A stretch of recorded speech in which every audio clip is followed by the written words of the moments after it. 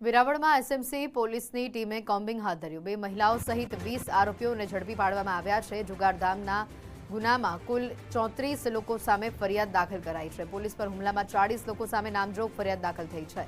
જુગારના ગુનામાં પોલીસે 13 આરોપીઓને રાઉન્ડ અપ કર્યા છે। પોલીસ પર હુમલામાં 20 આરોપીઓને પકડી લેવામાં આવ્યા છે। વેરાવળ પોલીસ દ્વારા આગળની તપાસ હાથ ધરવામાં આવી છે।